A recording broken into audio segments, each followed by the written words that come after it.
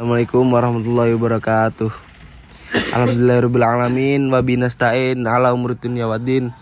Wassalatu wassalamu ala asrofil anbiya'i wa imamil mursalin Sayyidina wa maulana Muhammadin. Amma ba'd. Yang saya hormati Bapak Humaydi selaku dosen pembimbing mata kuliah Filsafat Manusia, dan yang saya banggakan teman-teman kelas A sekalian. Saya di sini ingin menerangkan tentang eksistensi manusia sebagai makhluk etis. Dari pembahasan yang pertama, apa makna dan ruang lingkup etika manusia sebagai makhluk etis ini? Manusia sebagai makhluk etis yang di sini disebutkan, manusia adalah makhluk yang dikaruniai akal nurani dan kehendak bebas. Dengan semua itu, ia mampu membedakan mana yang baik dan mana yang buruk. Keberadaan manusia dalam dunia sosial menuntutnya untuk bertindak secara moral, bukan hanya untuk dirinya sendiri, melainkan juga demi keteraturan dan keadilan bersama.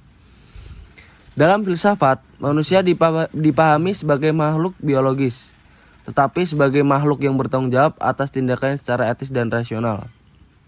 Kedua, ada etika dan moral sebagai refleksi filosofis. Moral merujuk pada nilai dan norma yang hidup dalam masyarakat, sedangkan etika adalah cabang filsafat yang secara kritis mengkaji nilai-nilai tersebut. Etika bertanya, mengapa sesuatu dianggap baik? Apa dasar rasional di balik norma itu?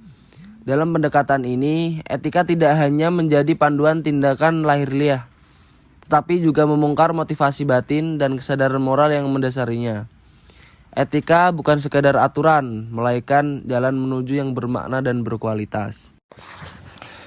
Baik teman-teman, di sini saya menjelaskan tentang manfaat dan tujuan etika dalam konteks manusia sebagai makhluk etis. Nah, di sini etika dalam pengertian filsafat moral yaitu merupakan refleksi mendalam terhadap tindakan manusia dalam rangka mencapai kebaikan dan kebahagiaan yang sejati. Manusia sebagai makhluk yang dibekali dengan akal budi dan kehendak bebas memiliki kapasitas unik untuk mempertimbangkan tindakannya berdasarkan nilai-nilai moral. Oleh sebab itu, salah satu manfaat utama dari etika adalah memberikan pedoman praktis sekaligus teoritis bagi manusia untuk memahami mana yang benar dan mana yang salah.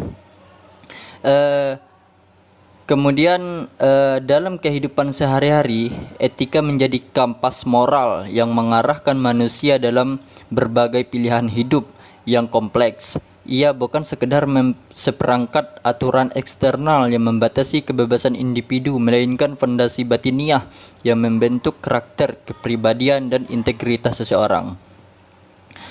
Di sini etika juga berfungsi sebagai sarana untuk membangun masyarakat yang beradab dalam kehidupan sosial. Manusia terlibat dalam interaksi yang penuh dengan dinamika kepentingan, nilai dan norma. Disinilah peran etika menjadi sentral. Ia menjadi jembatan kepentingan pribadi dengan tanggung jawab yang kolektif. Tanpa landasan etis yang kuat, hubungan manusia akan mudah dirusak oleh egoisme, ketidakadilan, dan kekerasan. Etika memungkinkan lahirnya kepercayaan, solidaritas, dan kerjasama yang sehat dalam masyarakat. Oleh karena itu, tidak dapat disebut manusia seutuhnya tanpa aktualisasi nilai-nilai moral dalam relasi sosialnya.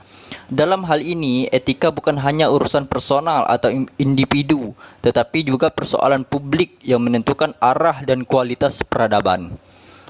Kemudian, tujuan etika dalam konteks eksistensi manusia adalah untuk mewujudkan hidup yang lebih baik dan bermakna. Tidak hanya bagi diri sendiri, tetapi juga bagi orang lain dan masyarakat luas. Aristoteles dalam Nicomachean Etik menyebut tujuan akhir manusia adalah eudaimonia, yakni kebahagiaan sejati yang diperoleh bukan dari kesenangan sesaat, melainkan dari kehidupan yang dijalani dengan kebajikan atau arate dan akal sehat. Kebahagiaan seperti ini hanya dapat diraih apabila manusia mampu hidup sesuai dengan potensi rasionalnya, mengambil keputusan berdasarkan pertimbangan moral dan berbuat demi kebaikan bersama. Dalam hal ini, etika memberikan kerangka normatif agar manusia tidak hidup secara impulsif mengikuti hawa nafsu, melainkan secara sadar dan terarah menuju kesempurnaan hidup.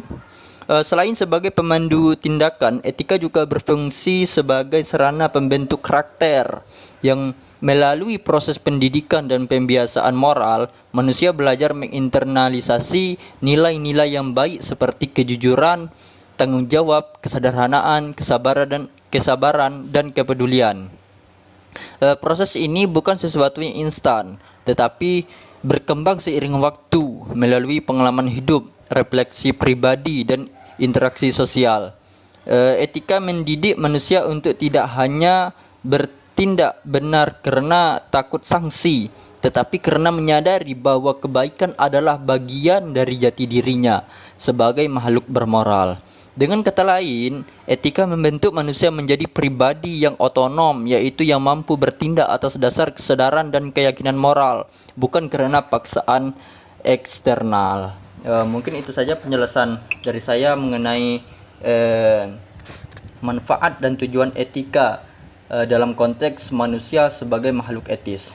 Kemudian masuk pembahasan berikutnya. Oke, terima kasih. Baik, selanjutnya yaitu refleksi. Manusia sebagai makhluk etis. Dalam perkembangan zaman yang semakin kompleks, manusia dihadapkan pada tuntutan untuk tidak hanya menjadi makhluk yang berpikir atau bersosialisasi, tetapi juga sebagai makhluk yang memiliki kesadaran etis. Moralitas bukan hanya soal aturan dari luar, melainkan cerminan dari kesadaran batin dan kemampuan untuk memilih dengan tanggung jawab. Nilai-nilai seperti kejujuran, empati, dan tanggung jawab bukan sekedar konsep, tapi harus menjadi bagian dari tindakan nyata dalam kehidupan sehari-hari. Sebagai makhluk yang etis, manusia memiliki kapasitas unik untuk merenung, menilai, dan bertindak berdasarkan nilai moral. Disinilah letak peran penting etika, bukan hanya untuk mengetahui mana yang benar, tetapi juga berani melakukan yang benar. Saat ini, tantangan moral semakin nyata. Relativisme nilai, egoisme, dan minimnya keteladanan membuat batas antara yang baik dan buruk semakin kabur. Dalam situasi seperti ini, nilai moral justru semakin dibutuhkan sebagai suatu pegangan. Untuk mewujudkan masyarakat yang adil dan manusiawi, moralitas harus ditanamkan sejak dini melalui pendidikan karakter yang menyentuh akal dan hati. Keteladanan dari orang tua, guru, dan pemimpin yang sangat berperan. Begitu pula dengan penggunaan media sosial sebagai sarana menyebarkan nilai-nilai yang positif. Kesimpulannya, manusia yang bermoral bukan hanya tahu apa yang baik, tetapi juga memiliki keberanian untuk melakukan